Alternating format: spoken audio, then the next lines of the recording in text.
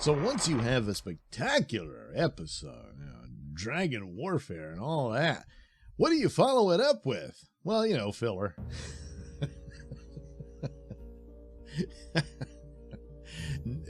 Not exactly. It's not exactly conversations in the hallway, stuff like that. But damn near. I mean, but it's granted, this is, when you strip everything away, this is a soap opera. And the political intrigue and whatnot has to have its place.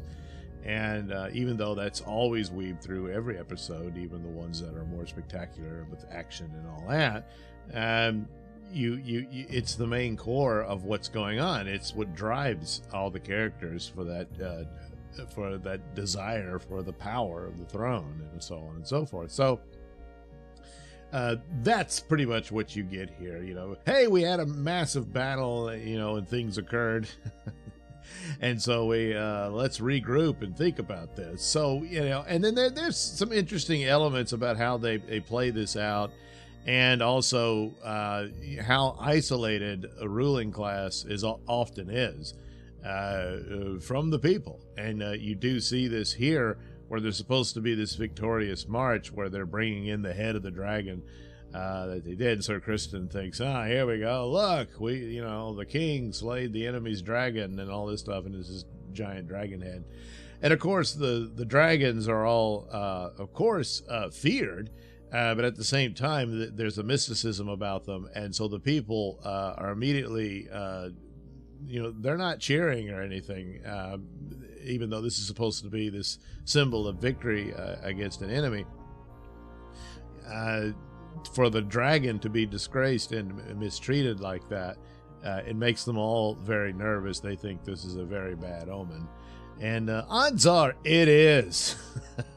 But that's what they did. They're showing the dragon, and they're saying, your king slew the dragon.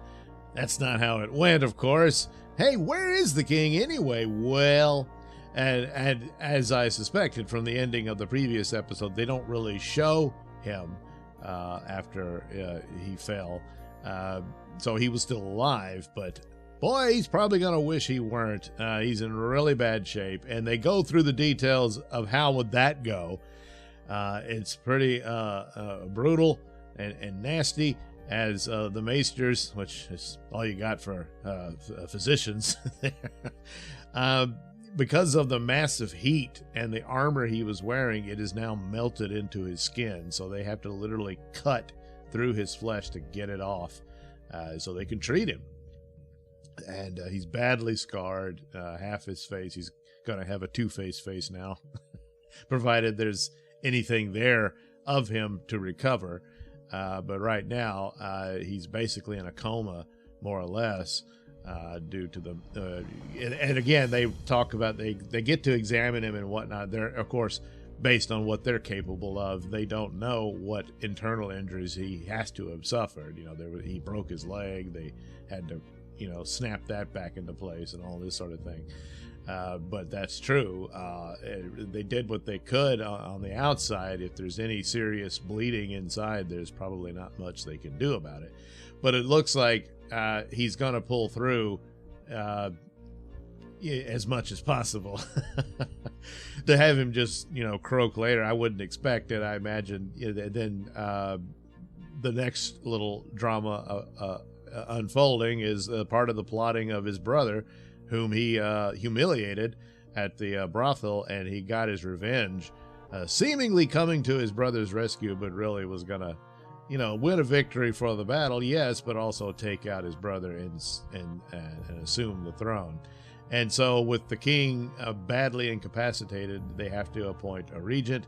Alicent steps forward and said, well, I've done it before, I'll do it again. And they're like, well, we're at war now. We need a man there, And once again, it mirrors the two women who are the main focus of this conflict. And so over at Rhaenyra, the same thing. They're saying you're here to be protected, because the whole point for this war is to put you on that throne.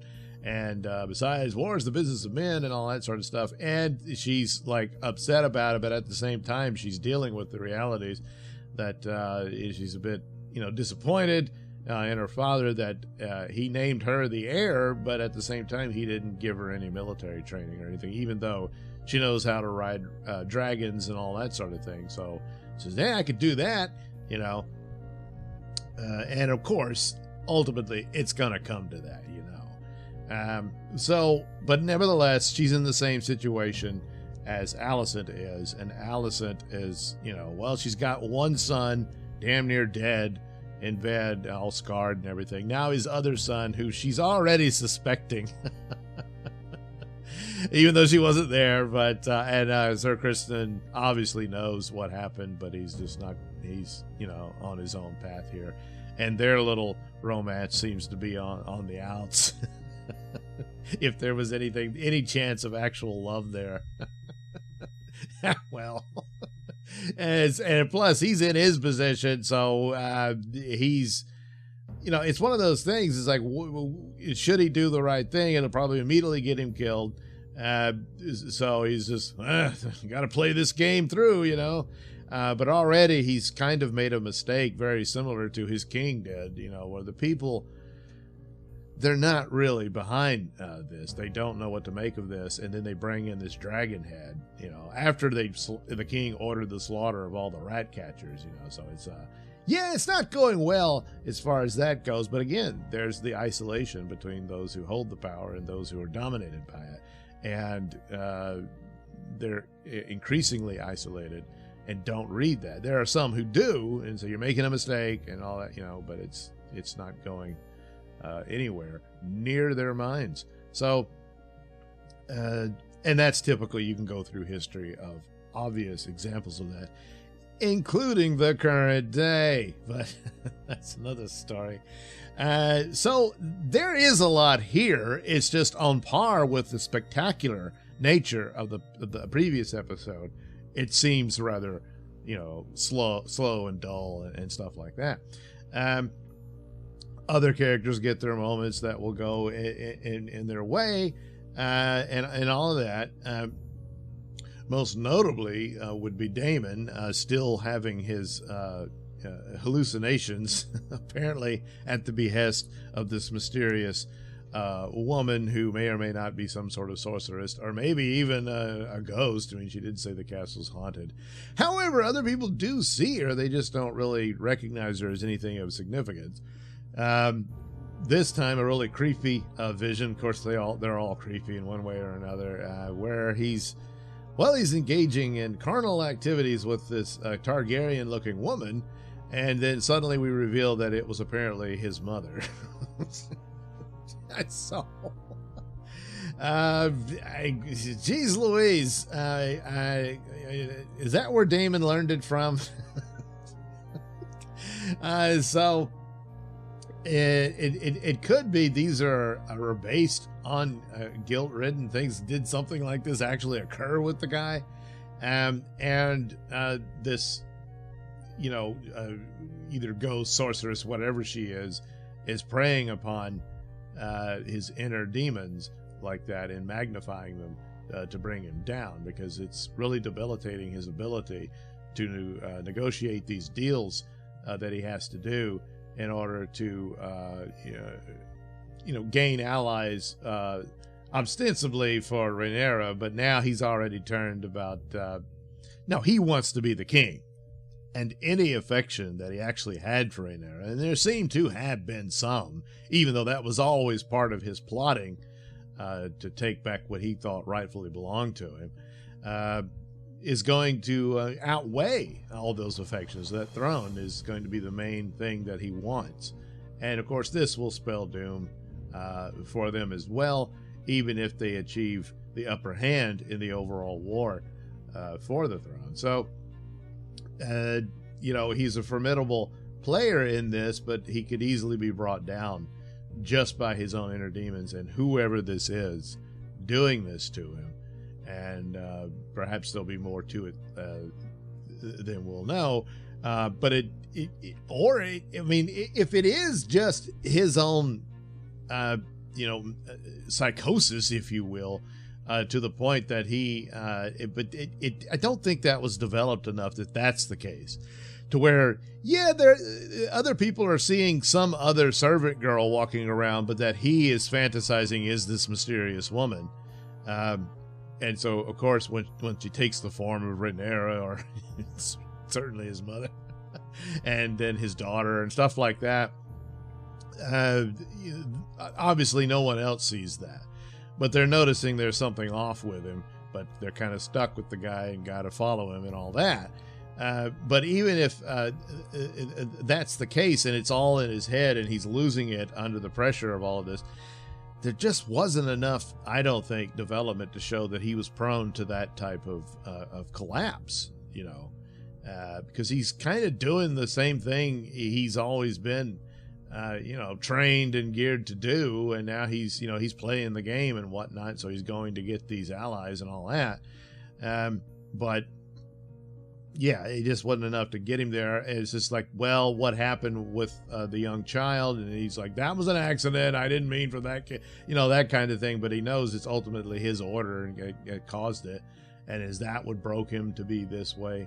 Or there's somebody with, some kind of sorcery preying upon him here. And that's what's happening, and turning him to pursue his darker demons, thus sabotaging the effort on behalf of Rhaenyra and those forces. So I don't really count this one as a bad episode. I have seen other takes on it and saying, oh man, but I think that has a lot to do with the effects of having such a smashing, spectacular episode and then follow it up with this. And yet on another hand, I would think to deliver yet another one, I don't know, this might be the perfect response to it. And depending on how the season ends, and it's always a gamble. It might be interpreted that way. It's just a matter of how people view things in that what if there is this sort of perhaps sinister, somewhat cliffhanger ending to the season, but at the same time rather boring, and that last episode was the high point for the season, which may be the case. So you are kind of putting a gamble there on maintaining the audience. But overall, it's a damn good show. There are some stumbles here and there. Most notably, the scene in the brothel went way too far. I don't have a problem with nudity, especially nude women. But, you suggest the acts. You know what the place is. You know what goes on there. You don't have to go that far. And they really should not have done that. And so that's a really low point in it, because it's absolutely unnecessary. The rest of it, constantly on the lookout for wokeness, and I'm sure the fact that the two women are really the main heart of the story, but that in and of itself is nothing woke, and that it's some sort of feminist messaging. I'm sure in the thinking, and it's Hollywood and whatnot. That these elements are on the mind in it, but it serves within the structure of the story and the narrative that's established. It's credible within what the women are put in and how they're going to react, and these are certain truths as established in this lore of what their frustrations are, even when it's to the point that it's rather obvious. But look where they are, and these are their children, and they can't really protect them and this sort of thing. And at the same time,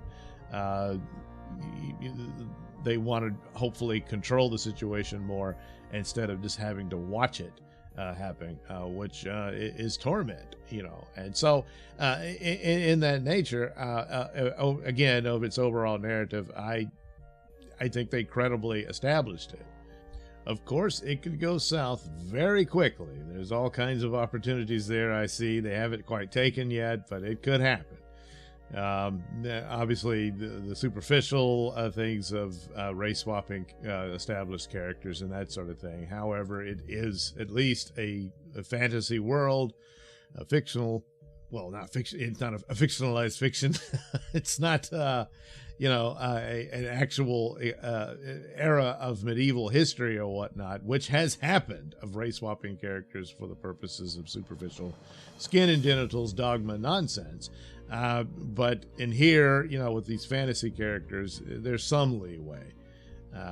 But if that's all it is, then, so far, so good for the overall strange fantasy war soap opera that's playing out in House of the Dragon.